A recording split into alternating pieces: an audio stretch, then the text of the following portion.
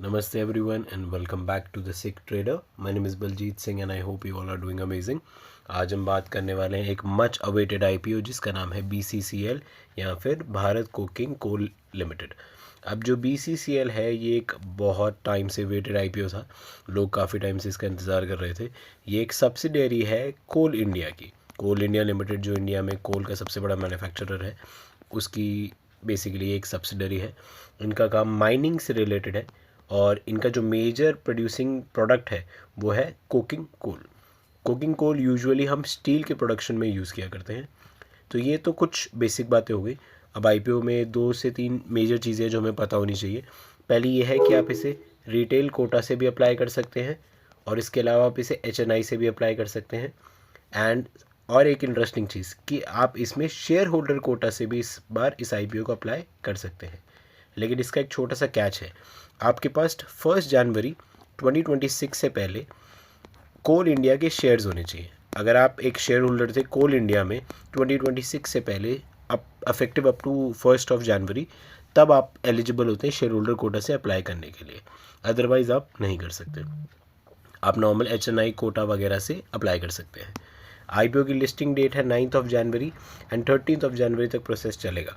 Listing date है 16 जनवरी। Price range रखा गया 21 से 23, जो कि बहुत अट्रैक्टिव है क्योंकि जब एक आईपीओ का प्राइस बहुत हल्का आता है, बहुत लो रेंज में आता है, तब सब लोग बहुत ज़्यादा एक्साइटेड होते हैं इस चीज़ को लेकर, स्पेशली रिटेलर्स, क्योंकि वो उन्हें लगता है कि एक अफोर्डेबिलिटी वाला सेक्शन भी बढ़ जाता है and people are more into buying cheap. तो हम यूजुअली क्या करते हैं, किसी भी चीज़ को खरीदना चाहते हैं तो हम उसे चीप प्राइजेस पे खरीदना चाहते हैं। तो ऑलरेडी ये प्राइस बहुत अट्रैक्टिव लग रहा है सबको। 1071 CR का आपका इसका इशू साइज़ है। बाकी हमने थोड़ी थोड़ी बेसिक चीज़ें और देख ली। अब एक बार कंपनी के बारे में देख लेते हैं। बेसिक आइडिया तो मैंने आपको पहले भी दिया। 1972 में कंपनी इनकॉर्पोरेट हुई थी। ये गवर्नमेंट ऑफ इंडिया की तरफ से ही मैनेज किया जाता है, जो कि प्रेसिडेंट ऑफ इंडिया के नेम में ही सब कुछ किया जाता है under the ministry of coal. उसके अलावा ये लोग कोकिंग कोल में मेन डील करते हैं। इनका मेजर जो प्रोडक्ट है वो यही है। इनकी जो जैसे कहते हैं कि इनकी जो मेन माइनिंग वाली प्लेसेस हैं वो है झारखंड और बंगाल की तरफ। इन 2 पर्टिकुलर प्लेसेस में ये बहुत मेजर लेवल पर काम किया करते हैं। उसके अलावा BCCL एक बहुत वेल रिकग्नाइज्ड कंपनीज के अंडर आती है क्योंकि ये ऑब्वियसली अलाइंड है कोल इंडिया के साथ।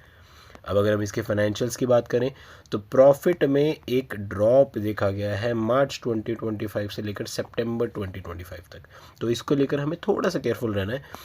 1240 से अब 123 CR का ड्रॉप देखा गया है इसमें, तो हमें इस चीज़ को लेकर थोड़ा सा अवेयर रहना है। अब थोड़ी और बेसिक चीज़ें देख लेते हैं। इस आईपीओ से लेकर हमें जो स्ट्रेंथ्स दिख रही हैं वो क्या क्या है। लीडिंग प्रोड्यूसर है कोकिंग कोल का। उसके अलावा 1972 में इनका वो हुआ था इम्प्लीमेंटेशन कंपनी का। बहुत बढ़िया एक्सपर्टीज़ है इनकी माइनिंग से रिलेटेड। उसके अलावा इनको स्ट्रॉन्ग प्रमोटर बैकिंग है क्योंकि गवर्नमेंट ऑफ इंडिया और कोल इंडिया दोनों ही इसको बैक कर रहे हैं पूरे तरीके से, और इनके पास बहुत ज़्यादा रिजर्व्स है कोल की। उसके अलावा इनका एक इंटीग्रेटेड माइनिंग और कोल प्रोसेसिंग ऑपरेशन है। ये थोड़े से की फैक्टर्स हैं। कंपनी वैसे सॉलिड है, आप लगा लो इनका 58% कंट्रोल है इंडिया में इसी कोकिंग कोल के सेक्टर में, तो ये बहुत ज़्यादा डोमिनेंट है ऑलरेडी। उसके अलावा थोड़े बहुत रिस्क भी हैं। अब अगर इतने सारे बेनिफिट्स दिख रहे हैं तो थोड़े रिस्क भी हमें देखने ही चाहिए। हैवी डिपेंडेंस है इसकी डिमांड पे, क्योंकि जितना स्टील का डिमांड आएगा उसी के हिसाब से इसकी डिमांड आएगी। जोग्राफिक कॉन्सेंट्रेशन जो है कि वो एक ऑपरेशनल रिस्क रहता है, क्योंकि सब जगह पर ना आपको एक पर्टिकुलर चीज़ नहीं मिल सकती। आपको माइनिंग के लिए जो कोल चाहिए, कोकिंग कोल का जो एक्सट्रैक्शन होता है वो कुछ ही जगहों पर लिमिटेड होता है। उसके अलावा गवर्नमेंट के रेगुलेशन पॉलिसीज़ पे बहुत ज़्यादा डिपेंडेंट है, क्योंकि गवर्नमेंट की ही एक तरीके से कंपनी है। तो कंपनी का एक्सपोजर जो है कंटीजेंट लायबिलिटीज़ को लेकर वो थोड़ा सा कोर्ट में उनका गवर्नमेंट ऑफ इंडिया के साथ कुछ एक प्रोसीडिंग्स चल रही हैं। उसके अलावा इनका एक रिलायंस है कोल इंडिया लिमिटेड पे, क्योंकि भैया मेन जो सपोर्ट है उनको वो कोल इंडिया की बैकिंग से ही है। तो ये कुछ हमारी पॉजिटिव और नेगेटिव चीज़ें हैं इसके बारे में। उसके अलावा आपको एक चीज़ और देखनी है, भारत कोकिंग के बारे में अगर आप और पढ़ना चाहते हैं तो गवर्नमेंट के ऑफिशियल वेबसाइट पर जाकर आप इनके बारे में रीड कर सकते हैं। अभी के लिए सिंपल सा व्यू है कि कंपनी ओवरऑल बहुत सॉलिड है एंड सारी चीज़ की बैकिंग अच्छी है।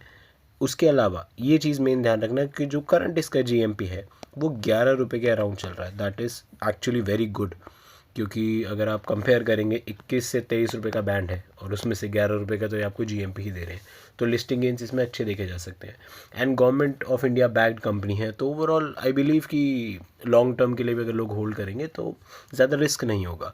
बट अगेन हमेशा एक ही चीज़ कहूँगा कि अपना एनालिसिस खुद करें। This video is strictly for educational purposes, please do your own research before investing. किसी भी कंपनी में बिना फाइनेंशियल नॉलेज के इन्वेस्ट ना करें, वो रिस्की हो सकता है। ये कोई ट्रेडिंग एडवाइस नहीं है, ये आपके लिए कोई इन्वेस्टमेंट टिप नहीं है, ये जस्ट एक एजुकेशनल पॉइंट ऑफ व्यू है। उसके अलावा GMP अगर 11 है वो थोड़ा सा अट्रैक्टिव है, अगर लोग अप्लाई करते हैं। आपको बहुत ज़्यादा रिस्क नहीं लेना चाहिए, मैं बस ये कहूँगा। ऐसा नहीं, आपको आप 15,000 मिनिमम से एक लॉट अप्लाई कर सकते हैं, that is a good bet. And अगर आपको मिल गया तो ग्रेट, नहीं मिला तो कोई बात नहीं। So overall I would say कि सॉलिड है। अभी ऐसा कुछ मेजर वरी करने वाला फैक्टर मुझे नहीं लगता। थोड़ा सा डिपेंडेंस है और गवर्नमेंट की पॉलिसीज़ वगैरह रेगुलेशंस के हिसाब से थोड़ा सा चीज़ें चेंज हो सकती हैं, बट ओवरऑल ठीक है। अभी तो 9th को भी हमारा टाइम है, अभी GMP बढ़ भी सकता है, कम भी हो सकता है, क्योंकि याद रखना पहले GMP 16 था, उसके बाद गिरा 13 पे, अभी करंटली 11 पे आ गया, तो GMP 5 रुपये गिर चुका है।